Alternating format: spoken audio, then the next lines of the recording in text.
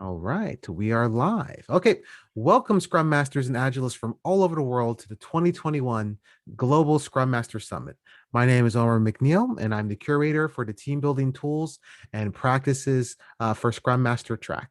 Thank you for joining us today, and also thank you to our speaker, Salvador Bosque, who's going to be talking about human leadership culture tools and real life scenarios. So, Sal, go ahead and please, Salva, please introduce yourself.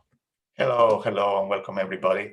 Well, just to start the introduction, I would say, well, I'm many things like many people. And one of the things I'm a runner. In fact, last week I was running a marathon.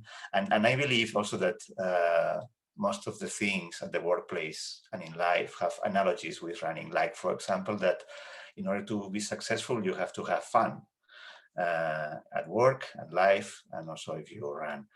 And just to make a short introduction about myself, well, I started my career long ago, although I have not yet many white hair.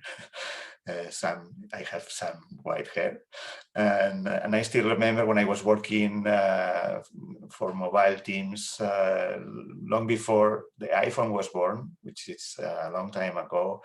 And also when I felt in love with all the agile and lean movement back in 2005 or so.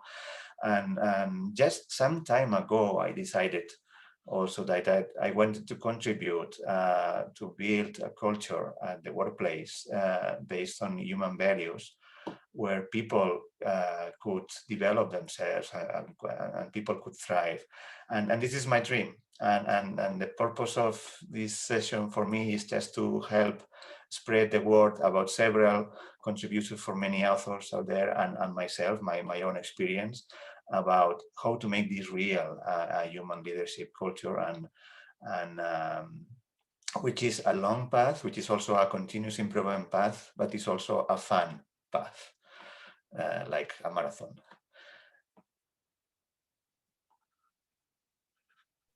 All right, very good, very good. So let's go ahead and get started here.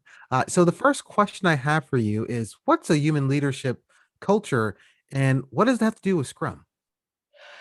Yeah, also first, a human leadership culture, as the name implies, has a lot to do with leadership, um, which we should define. From my point of view, leadership is not a rank or a position or a privilege. It's a choice. It's a choice to look after the people near us, and this is very important for us. So human leadership culture shares some ingredients with the servant leadership role that is defined in the Scrum Guide, but it goes a little bit beyond. It goes a little bit beyond to change the mindset and the way the people work within an organization. And most of you may be familiar already with the servant leadership idea, which means servicing others to let people grow and achieve their full potential, which as is described in the Scrum Guide.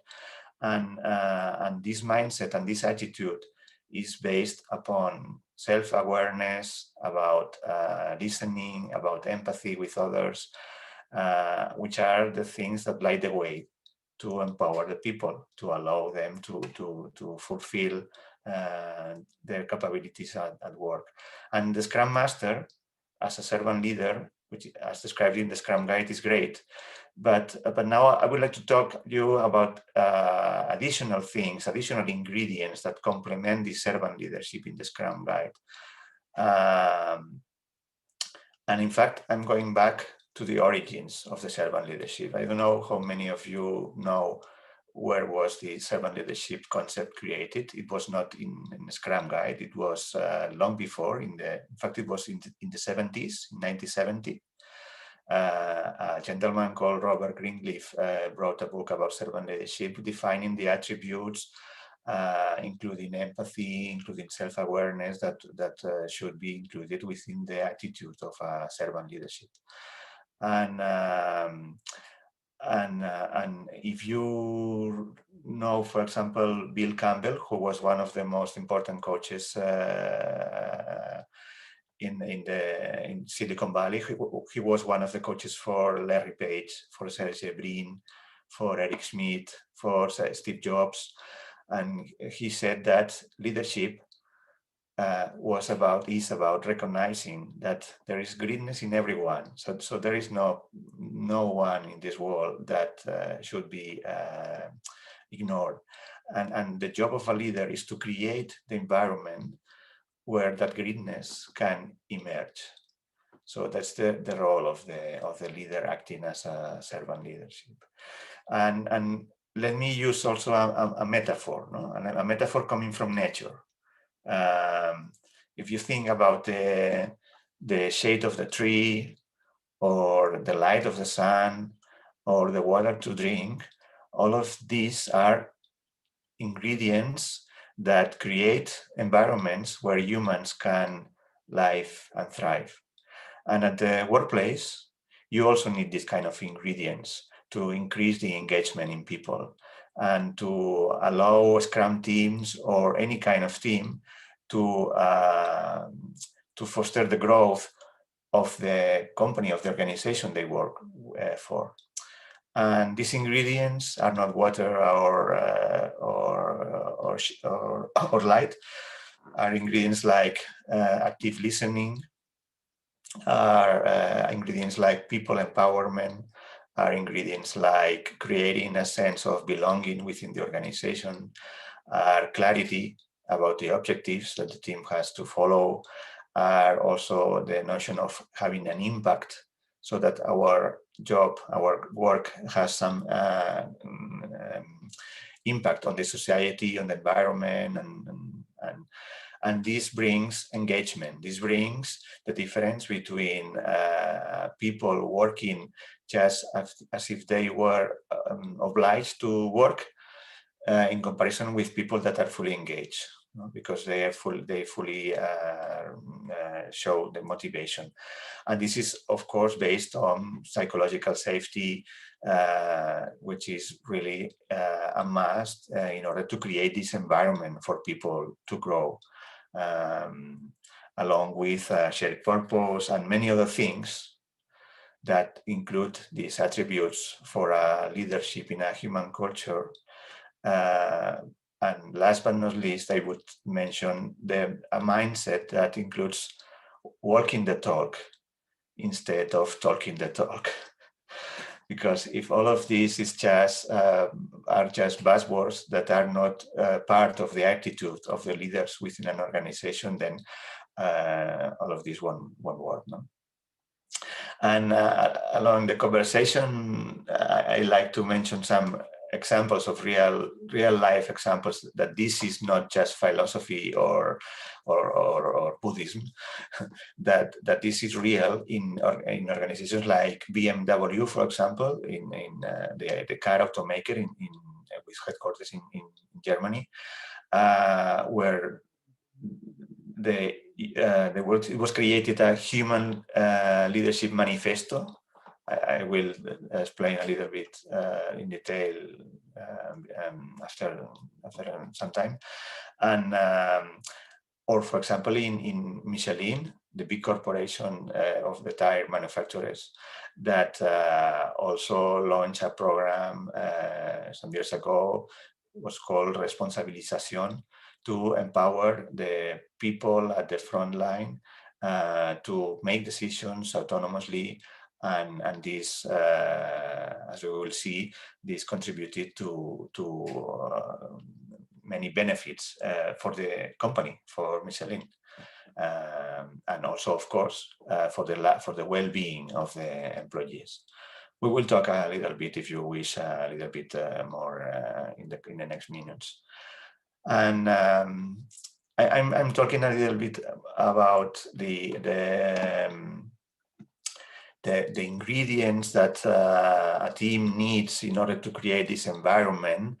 And as you all know, with this pandemic that we are suffering, these ingredients have changed, because now the need for human connection, or the need of the sense of belonging, are much stronger now than they were before the pandemic. And this means that if you want to do a human leadership culture within your organization, you should first listen. What's this, how is the breadth of the people within your organization? Because otherwise you could try deciding to apply some sort of magical technique, like, I don't know, let's say whatever, a management 3.0 practice or a coaching technique or whatever. But if you don't first have listened and what's the real needs of the people within the organization, probably you will find problems, and probably this technique that you think that is very good won't be adequate. Because if the people, for example, in your organization is overwhelmed, has burnout, or has problems with communication, probably they won't be listening to your fantastic workshop in, I don't know, design thinking. Then, even with that, where exactly do you start? Like, if I want to bring this to my organization, because you're starting to go into, like, having it there, but where exactly do I start? Like, do I start like leadership? Do I start at the lowest level of middle management? Like, where do I begin? I would suggest that to start with this, you should start with yourself. Hmm. Regardless the position that you currently have in your organization, regardless if you are a top leader in the management, or if you are just a middle manager, or if you're just a developer. If you would like to start this, you should start with yourself. And what I mean by this, I mean that every one of us has a vision about the world, and in particular about the workplace. And in this vision, everyone has different biases and perceptions that are not fully correct. And in order to be able to change anything in your culture, first you should correct these biases. That you should identify and do a self-reflection about what is your current, for example, if you're a leader, what's your current leadership style, or where should you improve? Because when you're talking about culture, you cannot tell anybody. So culture is the mindset. Culture is the way the people think. So it's the vision of the people about how to operate, how to collaborate with others, and so on. And so it's a mindset. So and a mindset cannot be forced. So nobody can tell anybody, from now on, the mindset of our organization will be this one. So this is a change that has to start from yourself. And in order to initiate the change in others, you should start first with yours. And if we have time, I will show you some tools and some techniques to start with this self-assessment, which is just the start. And as I said before, it's a continuous path. So it's not just the start and then you forget. So it's continuously, you have to review what's your current mindset. No? Yep, and that was actually my next question. So the takeaway I'm hearing is, for Scrum Masters to apply this, you must master or kind of do some self-reflection first before you can take it outwards to the teams and the groups you're working with. But yeah, so the tools, I want to learn more about the tools. So please do tell us more about the tools for Scrum Masters and using them as part of their practice. Yeah, okay. So there are many tools. I can show you some of them. for example, when for example, I told you about BMW. There was Markus Raitner was one of the agile coaches there, and I collaborated with him with the translation to Spanish of their work, which was the Human Leadership Manifesto, and this human leadership included also some exercises, and one of them was a workshop with templates and with activities to follow in order to analyze the different leadership styles of in this case, it started at the BNB board of directors, and then you can use it in whatever organization that you are. So this Human Leadership Manifesto has 6 statements, similar to the Agile Manifesto. And the 6 statements are diversity and dissent over conformity and consensus. This means that, as in the Agile Manifesto, it does not mean that conformity and consensus are bad, but we should put focus on diversity and dissent. And why? Because from the diversity rise creativity and rise innovation.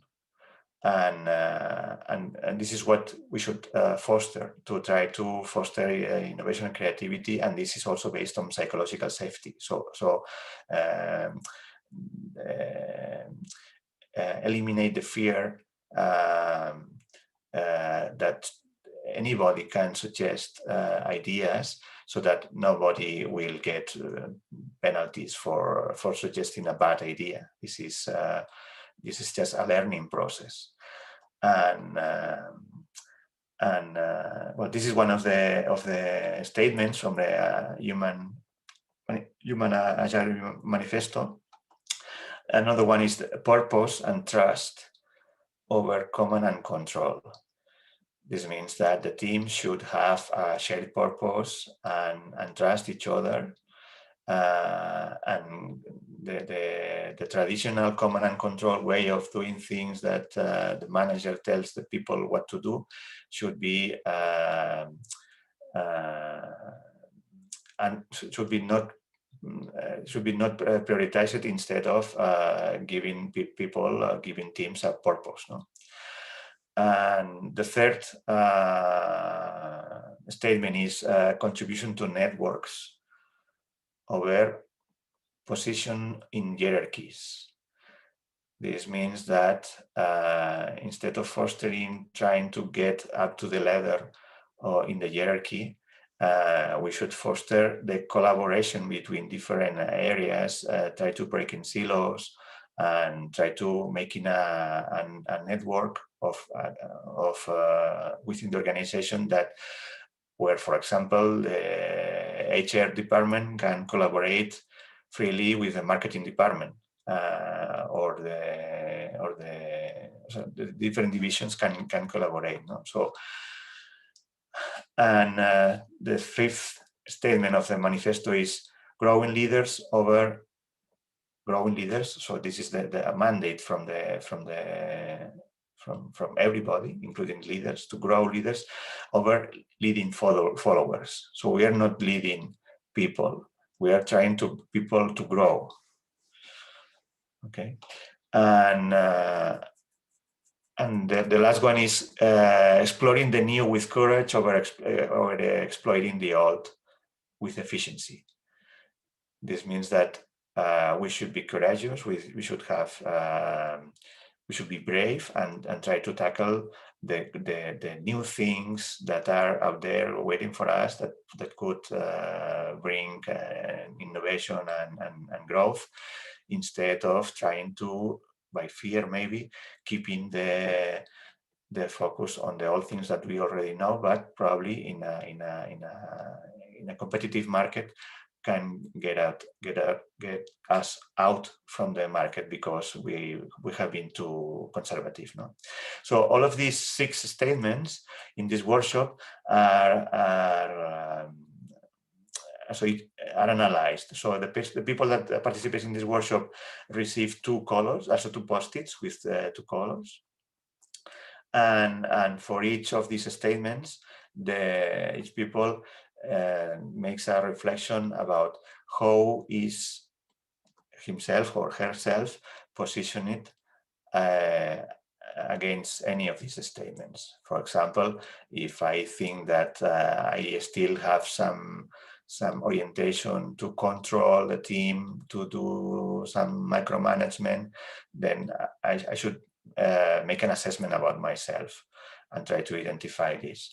And then the second post-it is to write actions, small actions that I can do next week, for example, in order to change this, in order to try to grow my leadership skills towards the human culture values that I would like to follow.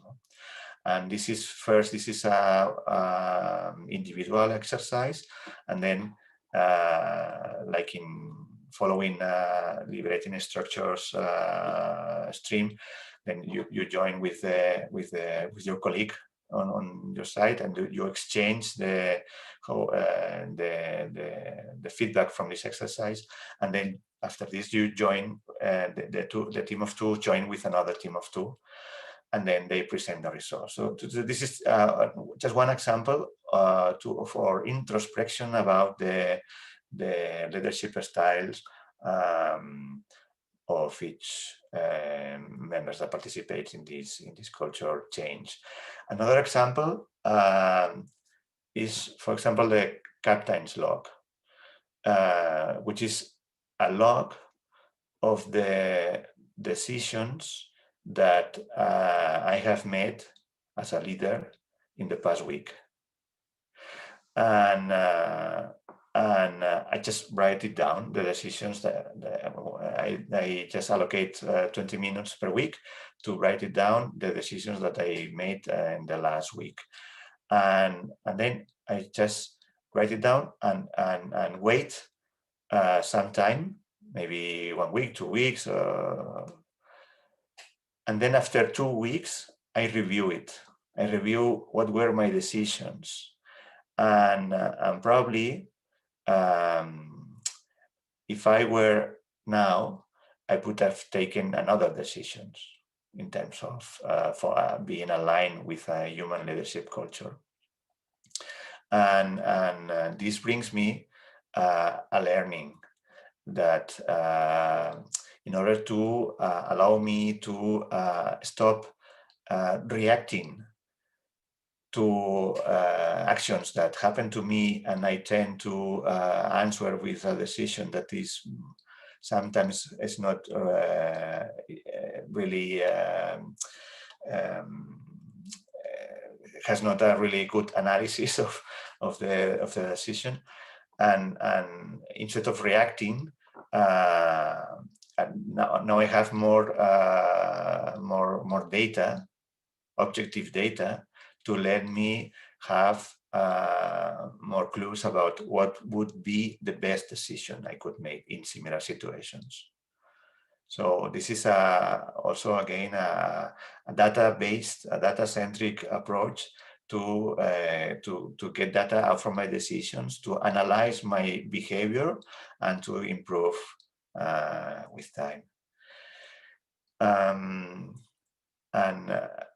another tool, stop me if I say too many tools. Another tool is another tool, for example, is the permissions tokens. This one comes from the Liberators, which is an organization in the Netherlands. They're very active, and I like them very much. They, for example, they have the Zombie Scrum Survival Guide. I don't know if you know it. And these permission tokens are used to strengthen the autonomy in teams, and to foster the empowerment of teams, and to make it transparent the cost of the lack of autonomy. Let's say that you have a Scrum team, and then you have to deploy into production, but then this has to be validated by a chief architect somewhere. I don't know. In this case, you don't have the final decision about the deployment, so you have to wait for somebody else. And in this case, you just use you take a jar, a plastic or crystal jar, and then you use a token. It can be a Lego or well, whatever token you can use, and then you store a token there. You can have different types of impediments, and you could use different types of colors to identify the different types of impediments. So at the end, it's just counting the number of occasions where you were not able to make a final decision. For example, let's say that you need to buy a monitor or a computer, and then you need to ask for permission from your manager. And this is also, again, showing that you don't have enough autonomy, or that you would like to change the way of the testing is done, for example.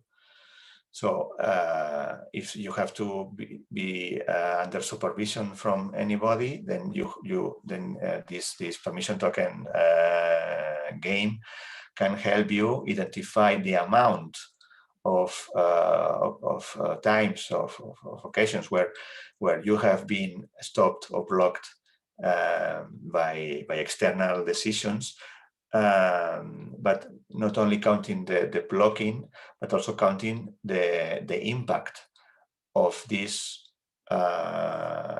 impediments into the delivery workflow. And at the end, the game should take some time in the sprint review, for example, to invite the stakeholders and discuss with them, fully open and fully transparent, the amount of impediments that the team has found, and the impact that this had in the product, and try to find ways so that these impediments are not repeated, for example. So this is another tool. There are other tools, for example, like in order to build trust within the team, and to build, because trust is one of the most important ingredients in terms of empowerment.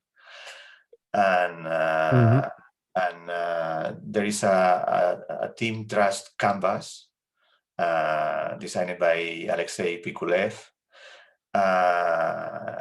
that helps the team to work together and identify the main factors that could affect trust within the team, which includes clarity, for example.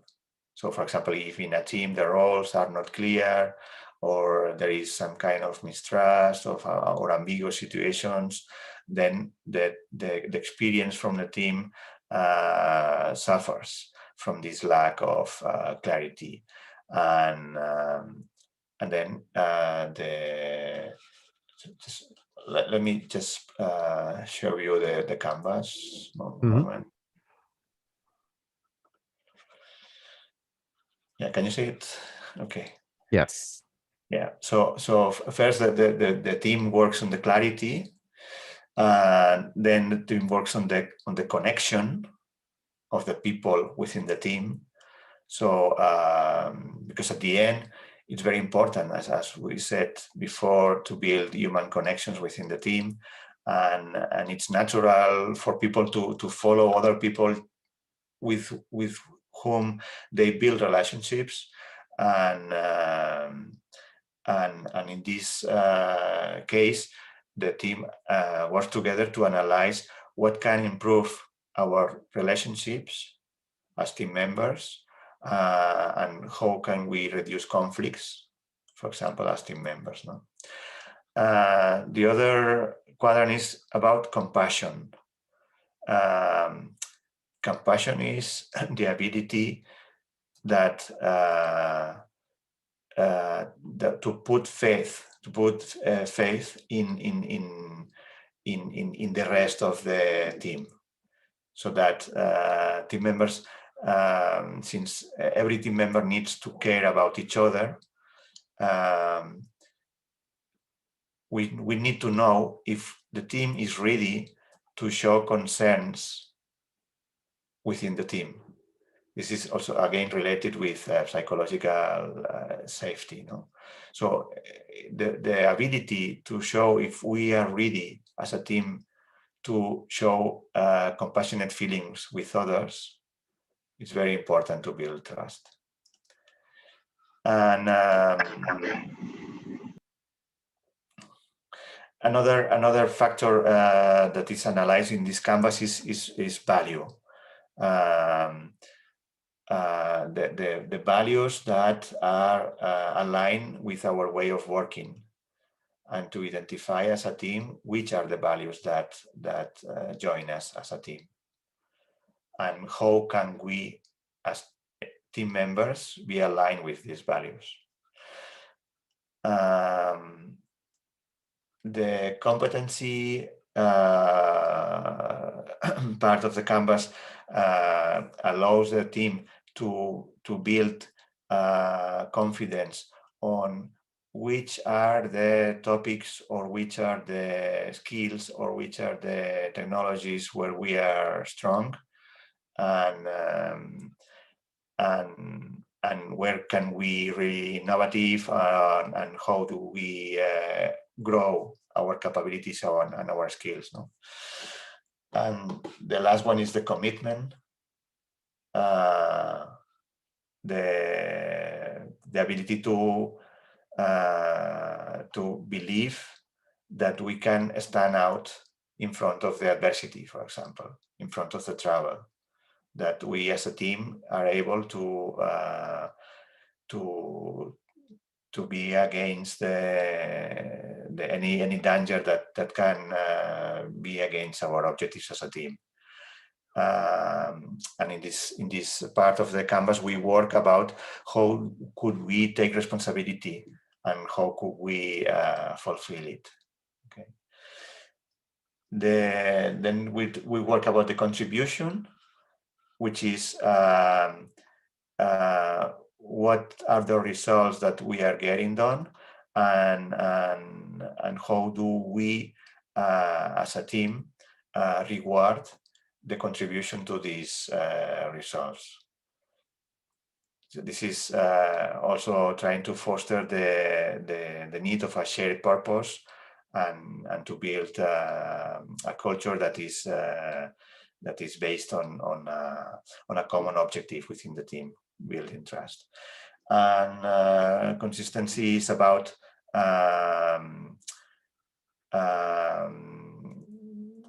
sometimes, for example, if we fail consistently, so if we fail many times to reach the goals of a sprint, probably we will lack, this will hurt our trust.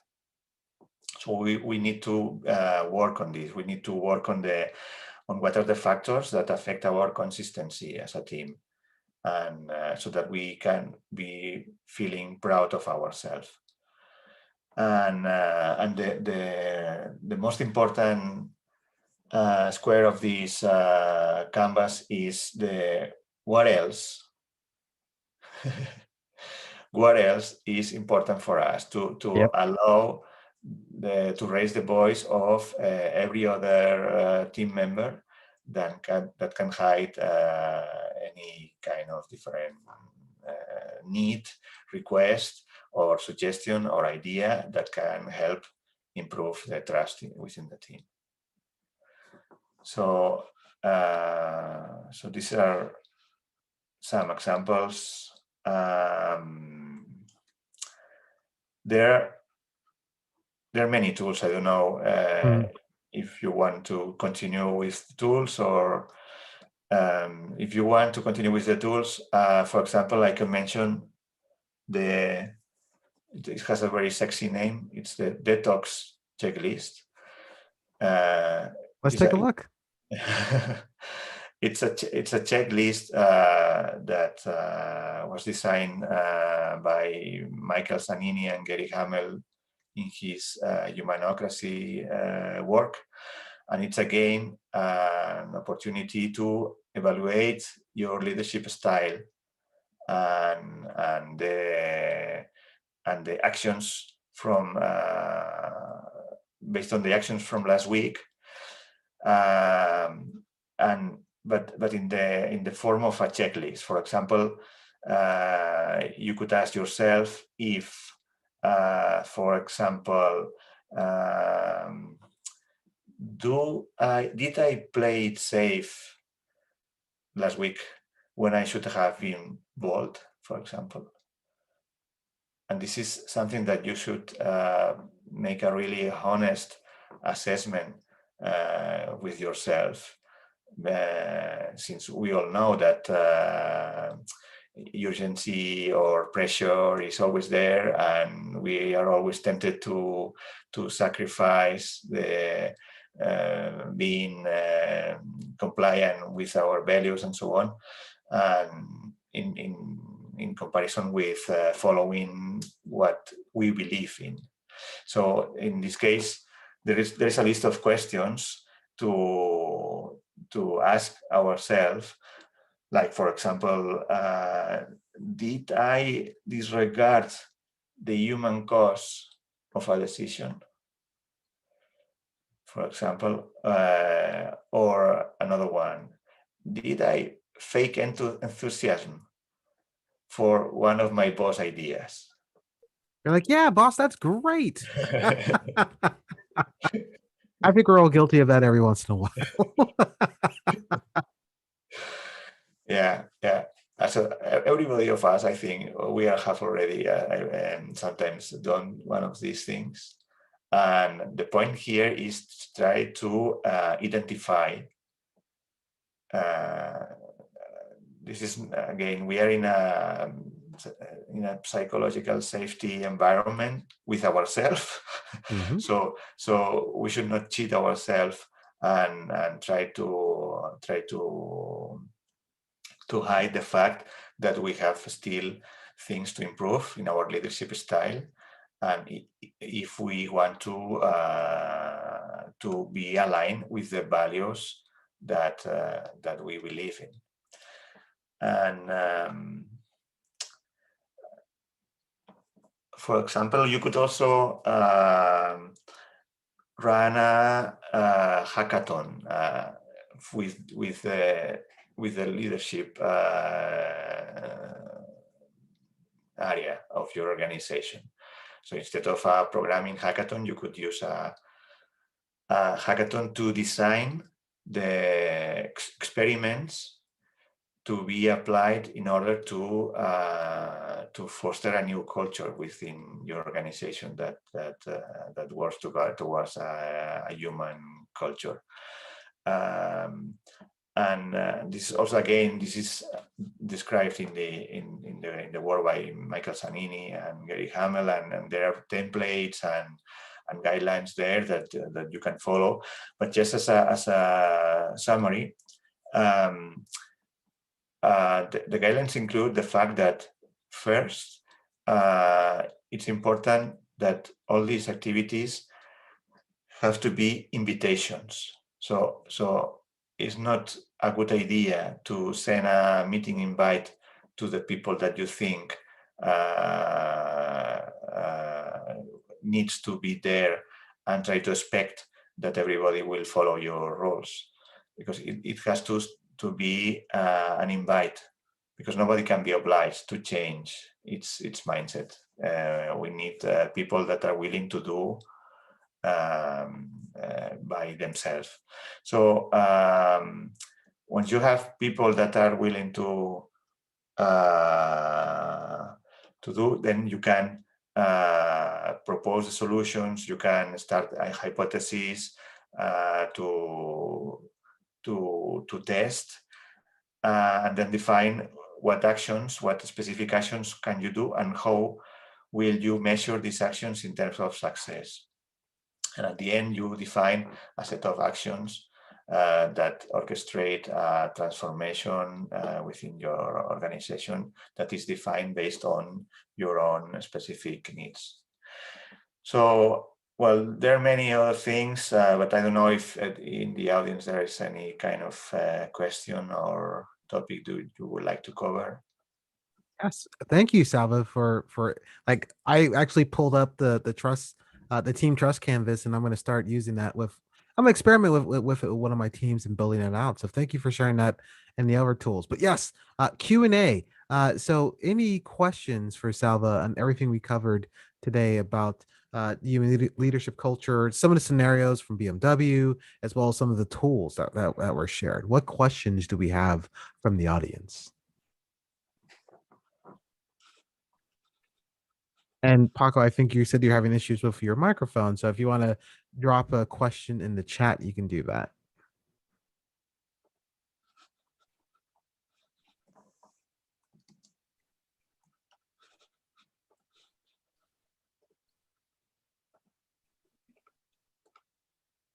All right, not hearing any questions. Oh, wait, I see one from Paco. My current role in my company is a product owner, and I want to improve my skill and grow up towards the management. I think listening to people like Salva is important in order to know keys and step-by-steps to achieve my goals. That is very true because, as you want to climb up the ladder and grow into management, you have to have several tools in your tool belt in order to achieve that. If it like my thought on that is, to be successful as you go from product owner to management, the analogy I like to use is you have to be Batman. Okay, so with Batman, he has several tools that he'll put in his utility belt, but depending on the situation he's going into, that will determine the tools that he'll have on his tool belt. So, for example, if he's going to fight the Penguin at the dock, he's not going to drive the Batmobile. He'll take the Batboat and he'll have like a life jacket. If he's gonna fight the Riddler on his air base, he'll take the Batwing and fly up there, and he'll have a parachute. Or if he's fighting the Joker on the ground, he'll have his regular utility belt. So you have to have a situational um, coaching, situational leadership, depending on the scenario, and be ready to help those in need, and so that you can move forward. So that's one thing I would say is to continue growing that skill that you have to, also you can always say I'm Batman because you have your utility belt. If you allow me, so besides Batman, I think that the role here is also very well represented as Yoda. Yes. Because all the tools that I have highlighted here are just examples of many, many other tools that are there. But the most important thing is the mindset. You remember that Yoda has a lot of focus on the fear that you get from the dark force, no?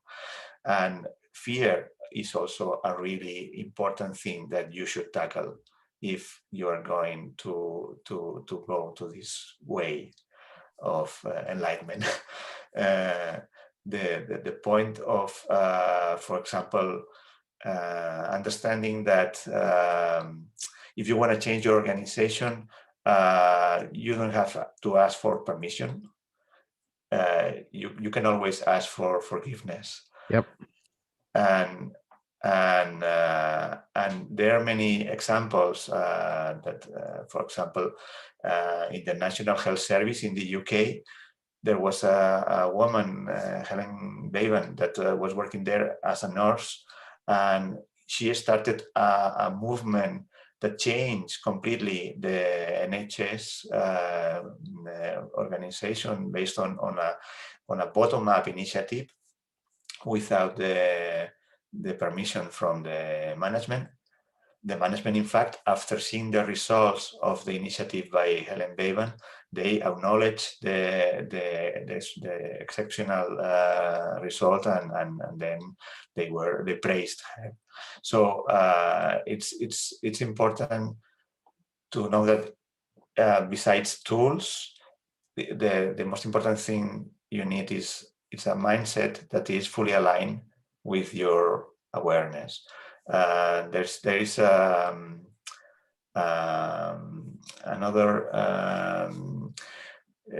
great agile coach in the Netherlands, Catherine. Well, the name is very difficult for me to pronounce, but she always talks about the role of a servant leadership in terms of having presence, awareness, self-inquiry, and empathy. So there are abilities that allow you to then apply these tools more effectively than just picking up the tool and trying to apply it to your specific scenario. All right, that was awesome. Very good, very good.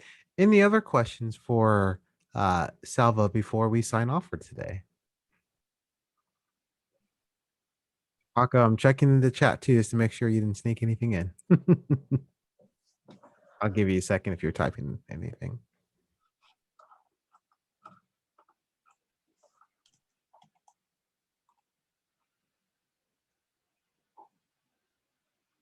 All right. Well, very good. Well, Salva, thank you again for sharing your lessons and knowledge with our Scrum Master community. Where can people find out more about you? Either LinkedIn or Twitter? What are your handles? In handles, you can reach me by SBOSQE, UE. And in LinkedIn, also the same. It's SBOSQUE. So if you Google Salvador Bosque, you will find many forests, and then one of the faces there is me. All right. Thank you very much. And once again, thank you for your generosity and your time and your knowledge. And thank you, audience, for joining us today for today's session at the Global Scrum Master Summit. Please continue to explore at scrummastersummit.org and enjoy the rest of your day. Thank you very much, everybody. Thank you. Bye. Bye-bye.